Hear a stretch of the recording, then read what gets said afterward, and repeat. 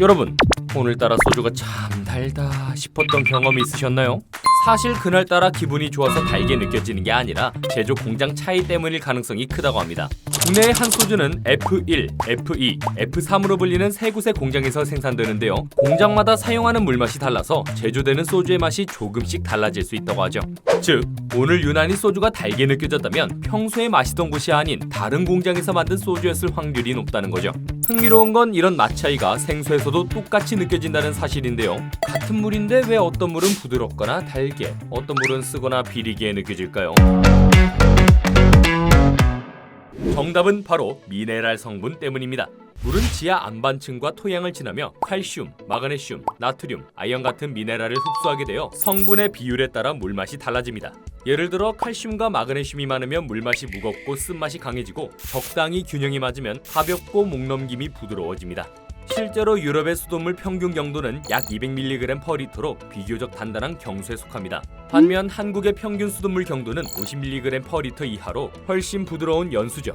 그래서 유럽처럼 경도가 높은 물은 커피나 홍차 맛을 진하게 내지만 한국처럼 비교적 연한 물은 국물 요리에 더 잘 어울린다고 알려져 있습니다. 국내 생수 브랜드를 보면 차이가 더 뚜렷한데요. 예를 들어 아이시스 8.0은 경도가 약 50에서 60mg/L 수준으로 목넘김이 부드럽고 가볍게 느껴지는 연수형인 반면 풀무원 해양심층수의 경우 경도 157.8에서 240.7mg/L의 높은 경도를 가져 물맛이 진하고 묵직한 느낌을 줍니다. 제주 삼다수는 52mg/L의 부드러운 연수에 속하지만 청정 화산 안반수로 제조되는 특징 때문에 깔끔하고 산뜻한 맛을 가지고 있습니다. 또 같은 브랜드라도 생산 공장이 위치하는 수원지에 따라 맛이 달라질 수 있습니다. 충북 청주 공장에서 생산된 한 생수는 경도가 91.8mg/L였지만 세종 공장에서 생산된 같은 브랜드의 제품은 경도 149.3mg/L로 훨씬 묵직한 맛을 보였다고 합니다. 그렇다면 과연 제일 맛있는 물은 어떤 물일까요?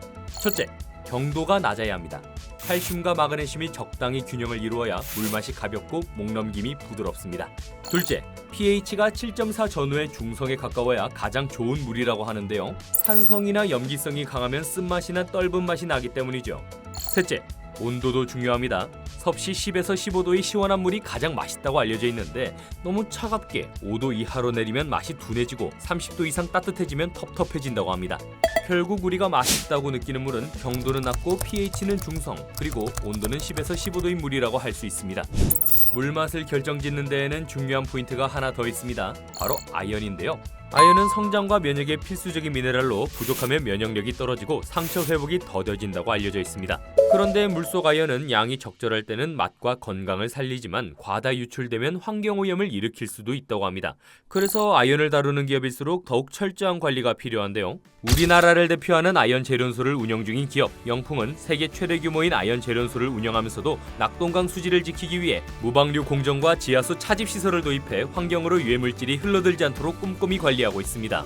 자원을 생산하는 동시에 환경까지 지키기 위한 이중의 노력을 기울이고 있는 것이죠. 즉, 우리가 마시는 맛있는 물 뒤에는 이렇게 보이지 않는 기업의 노력과 기술이 숨어 있다고 할 수 있습니다.